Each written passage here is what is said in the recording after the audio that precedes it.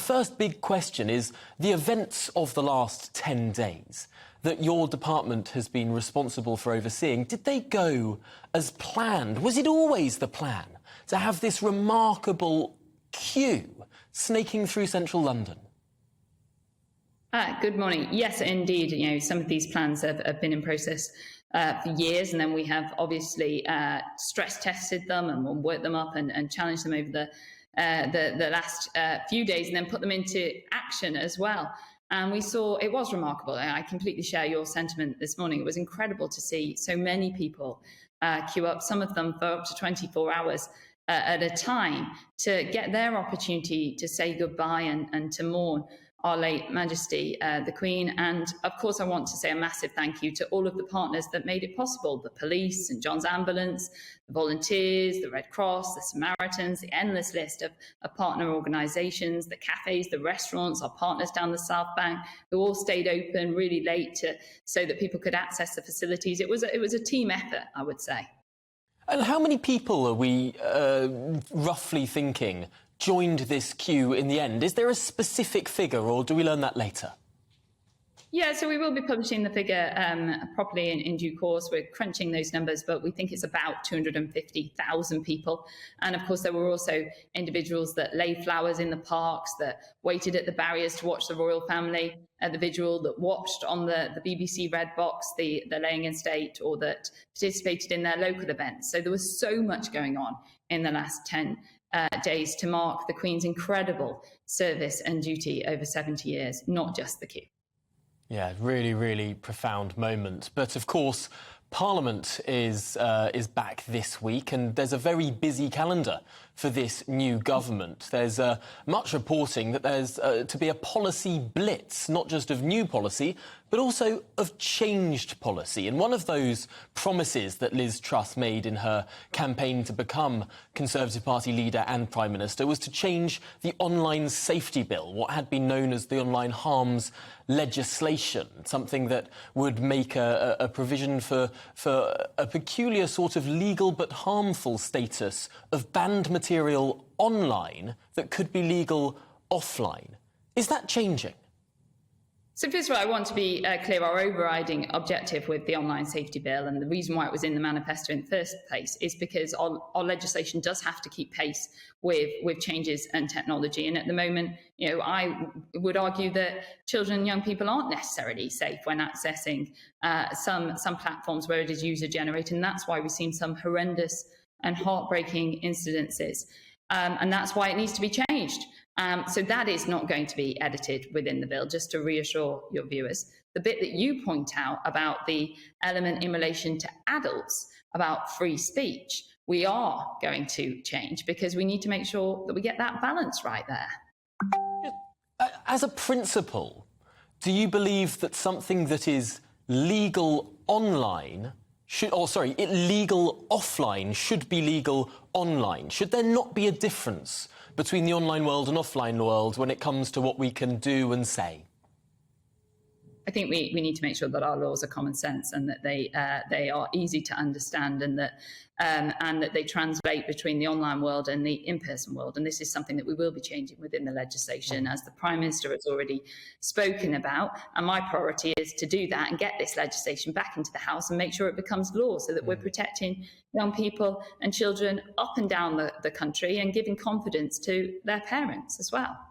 Just at the risk of getting into the weeds of this, already the common stages of the legislation have gone very far through. Will the legislation need to be pulled and reintroduced, or is this going to be done through amendments, perhaps in the House of Lords?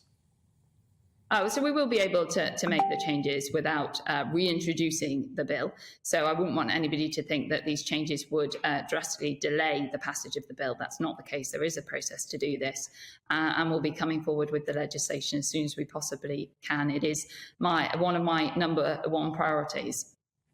Just finally in this conversation about the online harms legislation, it does seem, and this might sound a little bit indelicate, but perhaps there's a difference in between what a 17-year-old teenager might be able to comprehend online and what a much younger child might be able to comprehend online. And some of the preclusions around that might, to some people, seem a little censorious.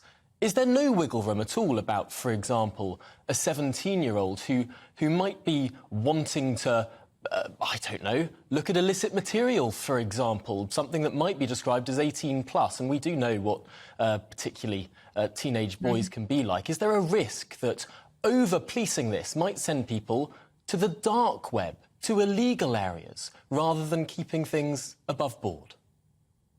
No, I mean, and we shouldn't, as a government, be condoning what is illegal. If you're not 18 yet, then you shouldn't be accessing content of that nature. We need to remember that. And also, we've heard some horrific stories of people accessing suicide forums, of getting content on social media groups that is drastically inappropriate for their age group, and it can have devastating consequences because it can influence young people and children who are not of an age that should be looking at that content. And this government is responsible, decisive, and that's why we're going to bring forward this legislation to protect children and young people under the age of 18. But we will be amending the legislation. I agree with you that some of the elements of this bill in relation to adults and free speech, the balance isn't quite right. And as you will see in the coming weeks, this is a government that are not afraid to make the bold decisions and the bold choices, but also we're not afraid to revisit things if we think that they're not in the interests of the public at large.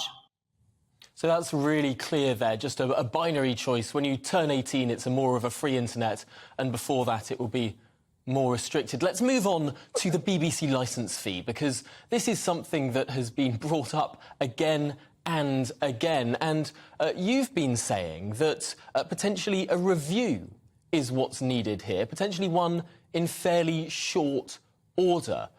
What is going to happen? What can happen to the BBC licence fee before charter review?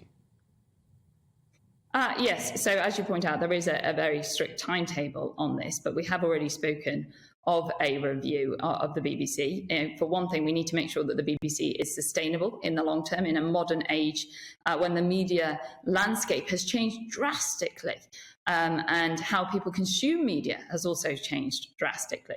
And as it'll be no secret that I have been a long-term sceptic of the current funding model via the licence fee. So I do think it's important that we look at this. We look at all the options, and we make sure that we review this with the public having a say as well. It could actually put the BBC on a firmer footing, potentially with more funding, if it moves to some sort of subscription-based model, in the way that I know many of my contemporaries don't pay a licence fee, but do pay for Netflix, for Amazon Prime, for Disney+. If the BBC was a global brand like that, could it actually be on a firmer financial footing? I think I'm not going to pick one particular model that the BBC should go down here today on your show, because that's the purpose of a review and thrashing this out. But you're quite right to point out that there are other ways of making sure that the BBC can be more sustainable in the long term, and that could indeed put it on a firmer footing. I completely agree with you. To that, there's another media company, of course, Channel 4, that a privatisation of which was announced not so long ago. Now, it seems like your department is taking steps back from that. What's the rationale there to review that case when the British government hasn't privatised anything since the coalition era? Is it really going to be the case that the Liz Truss administration is the one that walks away from privatisation? So I think, the Prime Minister was very clear that we need to review the business case for this. That's what I'll be doing.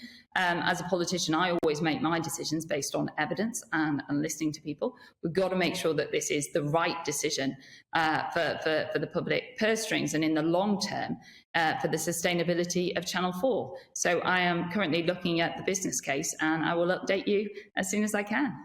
Well, it's an incredibly busy in-tray that you have. After only 2 weeks in the job, just finally in this conversation, Michelle Donald, I've got to ask you, what's it been like to be thrust into this role at such a remarkable time in British history with such a full and busy in-tray?